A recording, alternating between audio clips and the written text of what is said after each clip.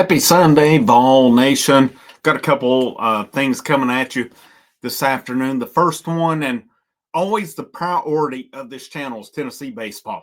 That comes before anything else. When I set out to establish this channel, Tennessee baseball was my priority, even over football, which is the king in Knoxville. But Tennessee baseball completes an 11-1 run rule sweep of Samford today. Make sure you hit that like, that share, and more importantly, that subscribe. As we finally hit 24. 2450? I guess it is this point. We're on that 2950. I'm sorry on that. Got my numbers off a little bit. 2950. We're on that road to 3,000. But this was a game. Brandon Arvidsson started for Tennessee today. Went a couple innings. Decent innings. Gave up the one home run. That's a couple innings. He's given up home runs in the last week. Gave up home run UNC Asheville. Gives up one today to Samford. But, this was a game that was pretty tight. But one moment changed the game. One little thing. One little movement of the body changed the game. That was Jay Abernathy got on base. This was in the fourth inning. The game was 2-1. He stole base. He was pretty much gunned out. He shifted. He got his right hand in. They went to the review. The evidence was indisputable. Cody Hahn, former ball player, played under Todd Raleigh. He said it was out. I don't know. It was close enough to where I thought it could have gone either way. But in that sense, the umpire originally called it safe. If it's not disputable, you got to keep the call. I seen nothing that was like, yep, he's out on it. Well, Curly walks, Gavin Keelan, and I know when we get these, our views are different on the telecast. Keelan had 2 strikes on him. I really thought it was a really good pitch that should have struck him out. The umpire called it a ball, but there's numerous times, and I think it's our view. We're not directly centered with the view of it. We're a little tilted on that. And it was called a ball. The pitcher for Samford. It was actually a pretty good piece of hitting, I think, for Keelan, because it was lower in the zone. But he goes down, gets it, 3-run home run, gets followed. Hunter Ensley, the very next pitch, follows with a home run. They go back-to-back. That was the second time today that they had done that. And Tennessee never looked back. I really hate the run rule at this point in the season.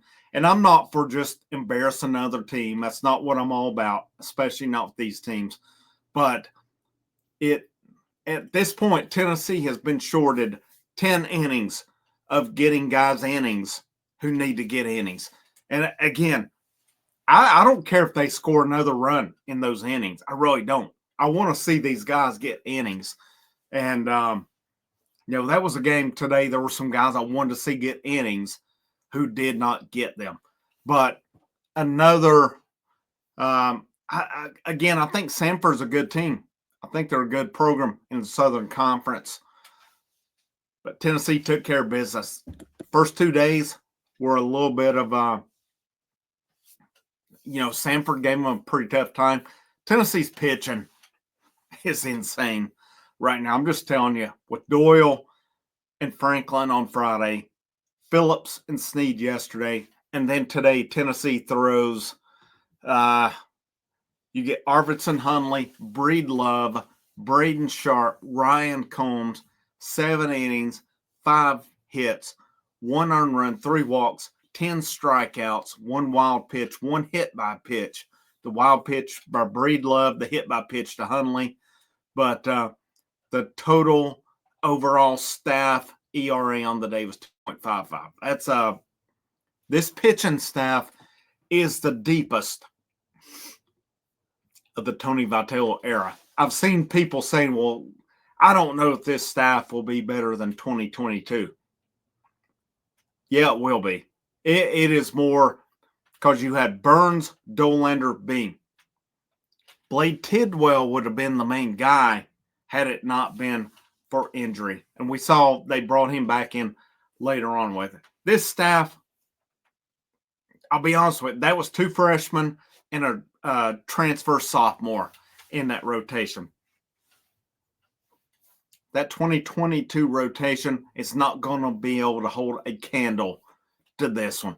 This staff, this rotation, and some stuff getting into it here in just a minute is just going to bring more light to it, but it's not even close.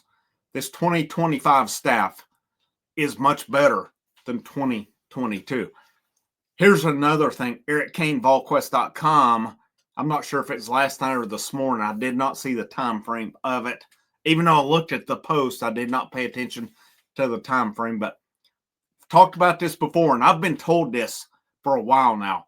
AJ Russell is way ahead of schedule, and there's a really good chance we're going to see him in Houston next weekend. So he is my original projection, and I've been off on everything this season with Tennessee's pitching staff, and I feel like I normally have a pretty good assessment of where they're at. I have been off on everything this year. I predicted Coons to start today. We did not even see him, and I'll talk about that one here in a minute. But Russell, we see him next weekend. That's about a month earlier than I expected. So at that point, if things go well, I think you see Russell back in the rotation. Maybe Sunday. You're not taking Doyle out of Friday at this point. And Phillips, we'll see. I think Phillips has looked really good through 2 outings.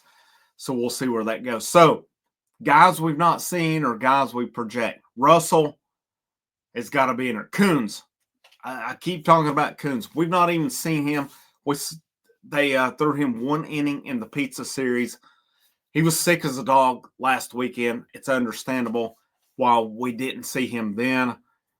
He didn't throw this weekend. He threw a pin today, though. I don't know if we see him Tuesday, possibly, or if they save him for next weekend. But this is one of your best pitchers on staff we have not seen. This is the dude that turned down a lot of money to come to Tennessee.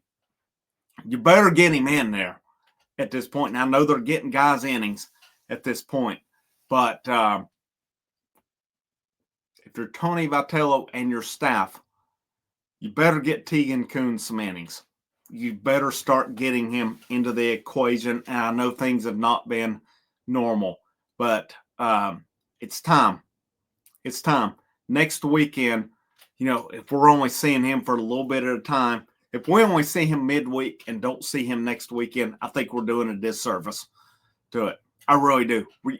You're not always going to get big time talent to campus who probably turned down a lot of money from the MLB draft, but then they come to campus. You better make use of them along the way.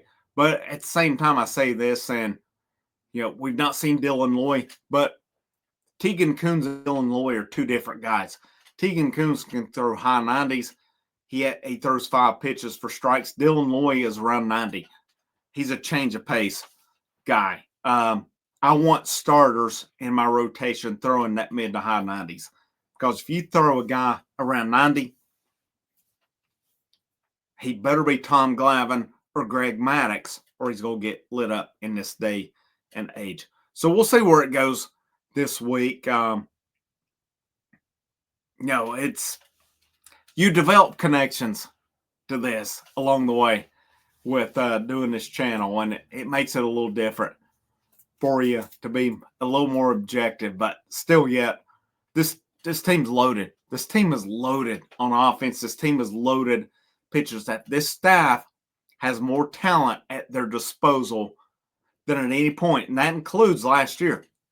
We can be funny about it and say, well, this feels like 2024, or so be it. But some things that stood out to me today with this line, one of the big ones that stood out to me, an old catcher right here. Stone Lawless struck out today. I can't remember the inning. I thought it was, I didn't agree with it. He went back to the dugout. He did not say a word. He later on got that call on a strike. One of his later at bats, he got that call on a walk. Cal Stark last year, you guys heard me on here numerous times, infuriated over it. Cal Stark should never been surprised when he struck out. Yet I don't know how many times he argued with the umpire over. You're a catcher. Take it.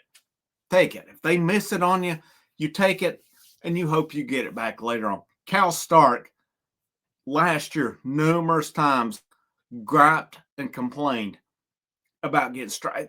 It shouldn't have been a shock to him because he normally either hit a home run or struck out. But I was impressed by that, by Lawless, and I think it come back later on. Again, to me, the big game changer was the Abernathy readjusting his slide, and then it led to the Keelan 3-run home run and more. Keelan, Inslee back-to-back on home runs. A good day, and then later on in the game, Tony Vitello let Levi Clark pinch hit. Levi Clark did Levi Clark things, and that dude that was throwing 21, it was Horowitz. Not sure if he's any kin to the old wrestling jobber Barry Horowitz or not, but he looked pretty nasty up to that point. But he hung one. Levi Clark parked it. Stone Lawless followed. He parked it. So twice today, Tennessee went back-to-back. This roster's loaded, guys. I'm just telling you. It's going to be a fun year. Will they repeat? It's always hard to do it. But this team, they'll definitely have a shot at it. All right? I'm not saying they will, just because it's so hard to do with so much talent in college baseball. But another good day for Tennessee baseball. They return Tuesday night. They play North Alabama at 4:30. And then next weekend, they play Oklahoma State Friday at 4:05. They play Rice next Saturday at 12:05. And they play Arizona next Sunday at 11:05. All these, according to utsports.com, are Eastern Standard Time games. Then you got Radford and Xavier Tuesday and Wednesday that week. They play St. Bonaventure the following weekend. West Georgia, March 11th. And then Florida starts SEC play March 14th through 16th. That's when it gets real at that point. So we're moving right along. It feels like this thing just started yet, which it pretty much did, but it feels like it's moving along at a fast pace. Frank Rock, House of Orange. I'm going to record a Lady Vols video right after this is over. Get a couple things out there as well. But I hope you guys have a great rest of your weekend. Make sure you hit that like, that share, that subscribe in the comments or in the description. Make sure you check out the channel memberships. Make sure you check out the channel Patreon. These things go to help the channel. I cannot stress how much it goes to help the content you get. And it helps because this stuff is not free. It's a lot of time. It's a lot of effort. It's a lot of money that goes into it to help produce this content. You guys have a great rest of your evening. Frank, House of Orange. Last but not least, go Vols.